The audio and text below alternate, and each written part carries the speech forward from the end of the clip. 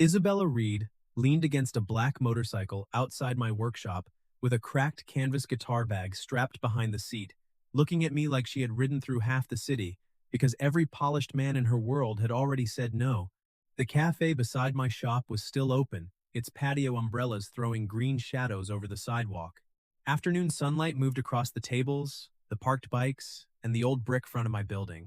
People nearby were drinking iced coffee, tapping at laptops, laughing like nothing valuable had been broken. Isabella did not fit the laughter. She wore a black leather jacket zipped over a simple white dress, practical enough for the ride, and wrinkled from carrying the guitar case. Her dark hair was windblown from the road. Her hands were steady on the motorcycle seat, but her eyes kept returning to the canvas bag, as if she expected the damage inside to get worse if she looked away. I had been locking the front door of Scott Custom Guitars when she pulled up. The engine died. The street went quiet around the case. "Noah Anderson?" she asked. "That depends on what's in the bag." Her mouth moved once, like she almost smiled, but the effort did not survive. "They told me you're the one people come to when it's too late." I looked at the bag again. The lower corner had torn open. Splinters of old mahogany had caught in the canvas seam. A short piece of spruce bracing had slipped through the zipper teeth and rested against the black leather seat like a bone. Whatever was inside had not been damaged gently. I unlocked the shop again. "Bring it in." She hesitated. Not because she doubted me, because once she carried it inside, the problem became real. I stepped back from the doorway and left the path clear. "My bench is padded," I said, "and the cafe next door has better coffee than mine if you need a minute first." "No." She unhooked the bungee cords from the motorcycle seat. "If I take a minute, I'll lose the nerve." That was the first thing I liked about her. Not the jacket. Not the motorcycle. Not the expensive name that every producer in the city knew. The nerve. She lifted the bag carefully with both arms. I held the door open. Inside, my workshop smelled like roasted maple, hide glue, sawdust, brass polish, and the faint bitterness of yesterday's coffee. Acoustic bodies hung along the walls in different stages of becoming. Neck blanks rested on the long side rack. My main workbench sat beneath a white task lamp, clean except for a contour plane, a fret file, and the brass caliper I had been using before closing. I pulled a microfiber cloth across the work mat and tapped the edge of the bench. "Set it here." Slowly, she laid the bag down like it was a wounded animal. When she unzipped it, the room seemed to tighten. A 1968 Dreadnought acoustic lay in pieces inside the canvas. The soundboard had collapsed inward near the lower bout. The mahogany back had split along the center seam. Two internal braces were snapped. The bridge had torn loose on one corner. The rosette still held, barely, but the top plate had stress lines that would widen if the wood dried wrong. I did not touch it yet. I looked first. Good repair starts with respect. Isabella stood on the other side of the bench, both hands flat on the edge. "My father's," she said. "It was the first guitar ever recorded under Reed Records. The label logo is based on its headstock. Who did this?" Her jaw tightened. "Julian Vale. Rival producer. Former partner. Current board parasite." That was not a legal category, but I understood the type. She continued before I asked. "My father died 6 months ago. I inherited majority control of Reed Records, but Julian still holds 40%. He has been withholding artist payments through an old distribution clause to make the label look unstable. He wants me to sell him my shares for less than they're worth." I picked up my inspection mirror and angled it through the sound hole. "He broke the guitar to pressure you. He says a mic stand fell." "Did it?" "No." Her voice stayed level, but her fingers pressed harder into the bench. "Samuel saw Julian near the studio office 10 minutes before it happened. The security camera was disabled for maintenance. Conveniently, Samuel? Samuel Lewis. Logistics manager. Old friend. He called 3 repair shops before he called you. Everyone else said no. Why is this guitar urgent? The Legacy Showcase is in 3 weeks." She opened a folder from her bag and slid a contract toward me. "If I play my father's opening track on this guitar, the distributor renews with Reed Records. If I don't, Julian argues the label has lost continuity and the deal defaults to his private LLC." There it was. The whole board in one move. Why she was here. A shattered guitar. What the opposing side wanted Her father's label, her livelihood, her legacy. Why I was now involved? Because I was the only luthier close enough, open late enough, and stubborn enough to look at the damage before saying no. I studied the neck joint. Still held. Truss rod. Straight. Kerfing. Damaged but not ruined. The backsplit looked bad, but the mahogany fibers had not powdered. That mattered. Most people would call this kindling, I said. Her face changed by one shade. I didn't ask most people. I looked up. That was the second thing I liked about her. She did not ask for comfort. She asked for truth. I can restore its voice, I said. I cannot make it look untouched. The scars will remain.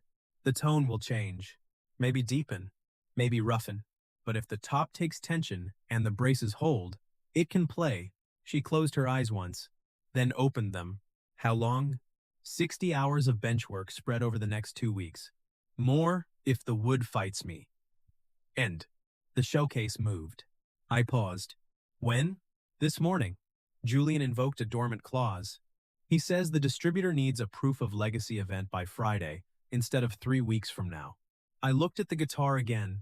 Friday was not a deadline. Friday was a dare. A bad one. Today is Monday. I know. This cannot be made perfect by Friday. I don't need perfect. You need stage safe, playable, and stable under performance tension. Yes, then I need authorization, a deposit, access to any original recordings for tone reference, and Samuel's number. She reached for the pen before I finished. I can pay your rush fee. Standard rate. Her pen stopped over the paper. Noah, this is an impossible rush. Standard rate, I repeated. I'm not becoming part of Julian's leverage. Her eyes held mine for a second too long. Then she signed. The signature was sharp, decisive, pressed hard enough to leave an impression on the page below. I tore off the receipt and handed it to her. Send Samuel the security notes. If Julian touches the case, the shop, or me, I want it documented. You think he'll come here? Men who break things and call it strategy usually want to inspect the damage. She took out her phone. Then I'll warn Samuel. Good. I lifted the first loose shard from the canvas with tweezers and placed it on a white tray. The piece was small, old irreplaceable. Isabella watched my hands. For the first time since she arrived, her shoulders lowered. Not much. Enough. The cafe door next door chimed through the shared wall. Someone laughed on the patio. A motorcycle passed on the street. Inside my shop, the guitar waited. So did we. By the end of the first night, the instrument had been mapped into 23 salvageable fragments, 6 unusable splinters, 3 damaged braces, and 1 very stubborn neck joint that refused to give up. I liked stubborn wood. It had memory. Isabella stayed near the front stool, answering calls in a low voice while I worked. Samuel, send the venue contract to my legal folder. No, do not answer Julian directly. Yes, tell the distributor we're confirming the instrument condition by Thursday. No, I'm not canceling the showcase. She did not speak like a helpless woman. She spoke like someone being attacked from 3 directions and still keeping track of the exits. At midnight, Samuel called again. Isabella put him on speaker. Tell me the guitar has a pulse, he said. It has a neck joint and enough original top to fight for, I said. Samuel exhaled. I'll take that as poetry. It wasn't. It sounded like luthier poetry. Isabella looked at me. Samuel processes fear through jokes. I process fear through contracts, Samuel said. Julian sent a revised buyout offer. Half price. 12-hour expiration. Isabella's face went still. Forward it to my lawyer. Tell the board I decline. Already did. Also, the venue manager is nervous. Julian is claiming insurance won't cover a repaired instrument on stage. I set down the inspection mirror.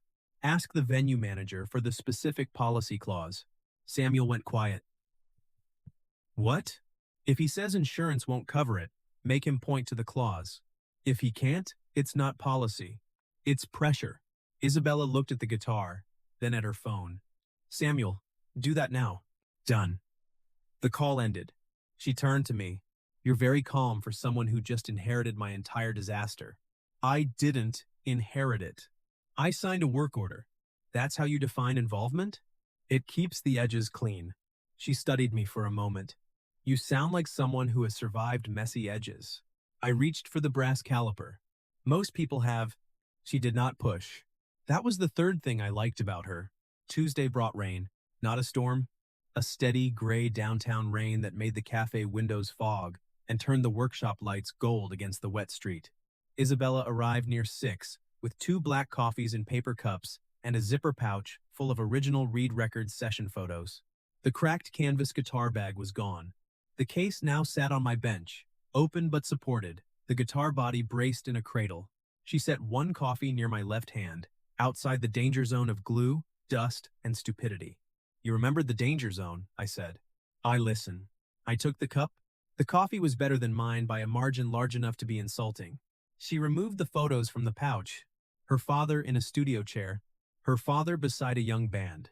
Her father holding the same guitar when the top still looked whole. In one photo, a small girl sat cross-legged on the studio floor with headphones too big for her head. Isabella touched that photo with 1 finger. That was the first session I ever watched.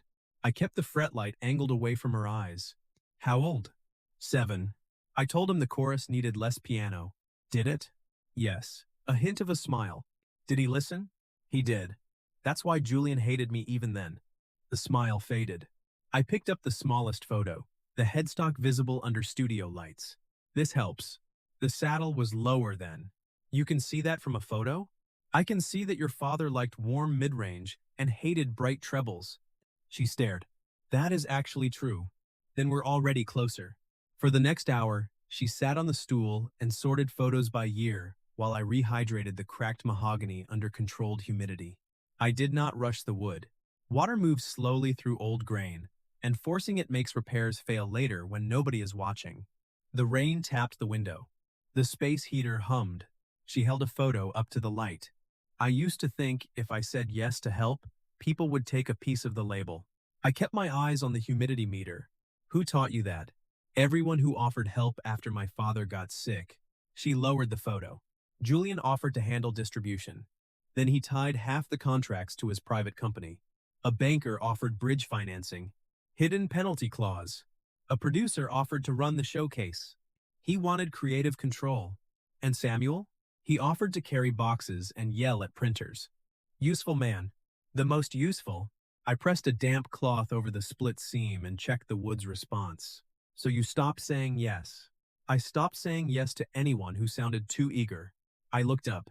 What did I sound like? Annoyed. That tracks. And honest. I went back to the wood. Honest? I could handle. Her watching me like honesty mattered. That was harder. On Wednesday morning, Julian came to the shop. He arrived in a charcoal suit too expensive for my sawdust. Carrying a sleek envelope like the shape of money itself should intimidate woodworkers. I was carving a replacement brace when the bell above the door chimed. Isabella had not arrived yet. Good Julian looked around the workshop with thinly veiled distaste. You're the repair guy. Luthier. Fine. He stepped closer to the bench. I need the Reed guitar. No. His smile stayed in place. I'm not asking for a favor. I'm offering payment.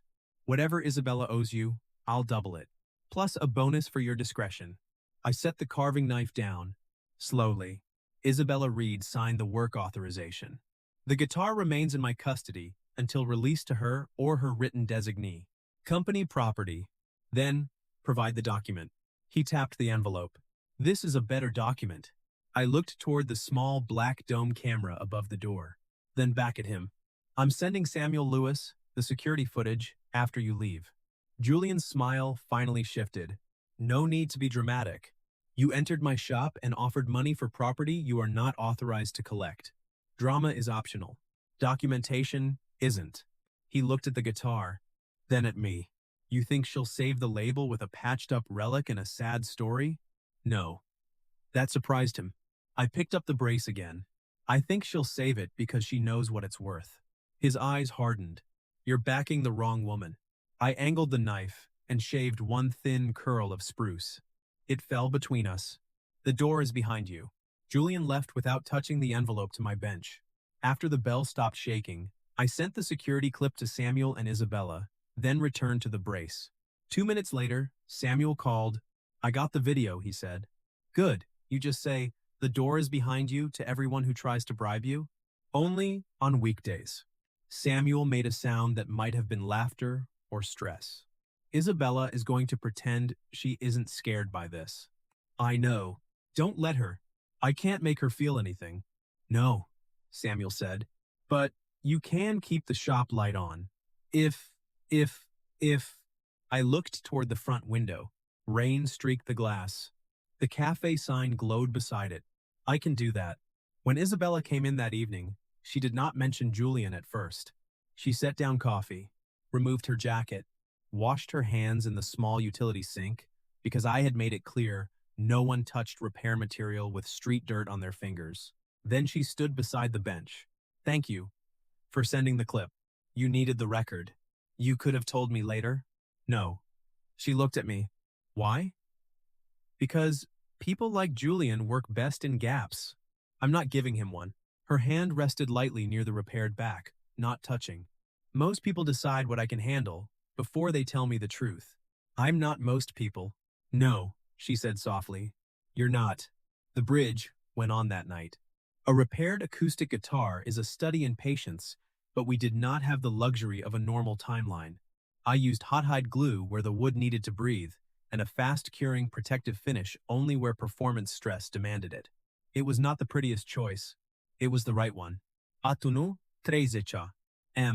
Isabella was still awake, reading the venue's insurance clause Samuel had forced the manager to send. Julian lied, she said. About which part? All of it. Efficient. She laughed into her coffee, then stopped. What? She turned the laptop toward me. The venue had added a late condition. The guitar had to pass a stage safety inspection by Friday at noon. Julian had pressured them into requiring it, but Samuel had gotten the name of the inspector. Maya Trent. A theater tech I knew. Fair, strict, impossible to flatter. That's not bad, I said. It feels bad. It's clean. Clean is good. You say that like clean has never ruined someone.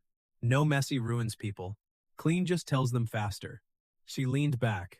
You are strangely comforting for a man holding a knife. I looked down at the carving blade in my hand. Tool. Still sharp. So, is your contract language? She smiled. Relief? Brief, but real. By Thursday evening, the guitar was ready for stage tension. Not finished. Ready. There is a difference. Isabella stood beside the bench, with both hands wrapped around a paper cup. Samuel was on speaker. Maya had agreed to inspect the instrument Friday at noon if we brought documentation and did not waste her time. I like Maya already, Isabella said. You like anyone who dislikes wasted time, Samuel said. That includes you occasionally. Rude but fair. I threaded the bronze strings through the bridge pins and began turning the low E peg. Slowly. A repaired top needs to learn pressure again. The string tightened. The wood gave one low creak. Isabella's fingers tightened around her cup. I stopped. Listened. The shop did too. No crack. No shift. I turned again. The tuner needle rose. Low E, then A, then D. The bridge held. GB high E. The guitar sat under full tension, scarred and silent. I picked up a thin pick and struck one open G chord. The sound moved through the room like a door opening. Not perfect. Not untouched. Better than that. Alive. The scar on the back deepened the low end.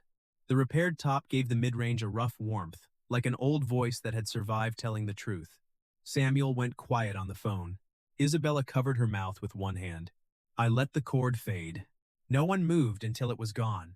Finally, Samuel said, I'm updating the distributor.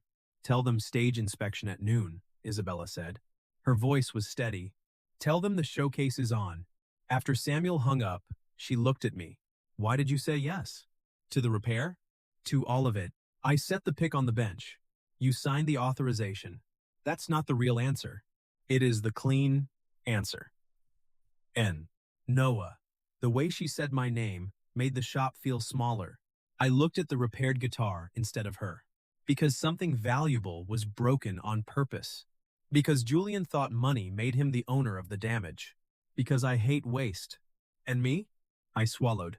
The string I had just tuned hummed faintly under the ceiling fan. You didn't ask me to save you, I said. You asked me if the guitar could still sing. Her eyes stayed on mine. I asked why I never said yes to anyone who offered to help. I remembered her words from Tuesday. Everyone wanted something. A piece of the label. Control. Access. A name on the wall. And? I asked. She looked down at the guitar, then back to me. I didn't know yet. Friday noon, Maya Trent inspected the guitar under the stage lights. She wore black jeans, a headset around her neck, and an expression that said she had spent 20 years ignoring excuses from musicians, producers, and men with clipboards. I liked her immediately. Samuel hovered beside the soundboard, sweating through his collar. Isabella stood at the edge of the stage, arms folded, face calm only if you did not know where to look. Julian stood near the aisle with two board members. He looked relaxed. Too relaxed. Maya checked the bridge, the strap button, the neck joint, the jack area, the stand, the mic placement, and the stage floor cable path. She tapped the repaired back once and listened. Then she held out her hand. Documentation. I handed over the repair notes, photos from intake, material list, tension log, and Julian's shop visit video timestamped in Samuel's phone. Maya looked at the last item. That part necessary? Context, I said. Context is not safety. No, but sabotage creates safety concerns. She looked at me over her glasses, then at Julian, then back at the guitar. Fair. She played 3 chords, not beautifully, but correctly. The sound engineer checked the microphone. No feedback. No loose vibration. No. Bridge lift. No strap issue. Maya signed the inspection sheet. Stage safe, she said. Playable. Don't throw it around.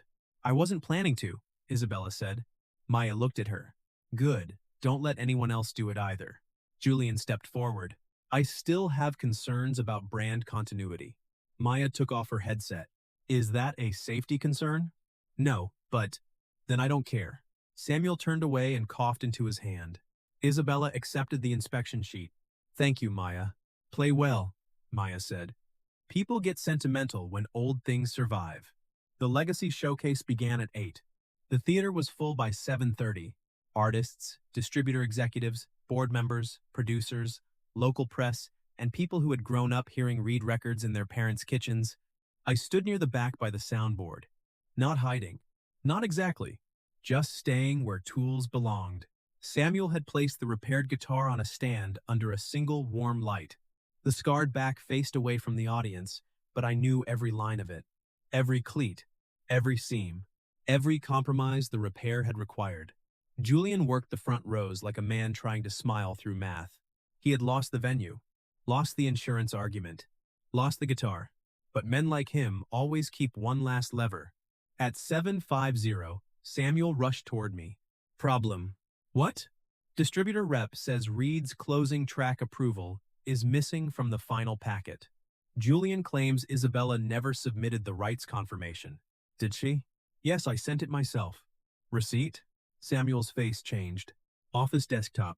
Cloud backup? Maybe. Phone. He handed it to me. I did not know his folders, but I knew panic structures. People under stress use the most obvious names. I searched. Rights, closing track, distributor, legacy. A PDF appeared. Sent Wednesday. Timestamped. Acknowledged.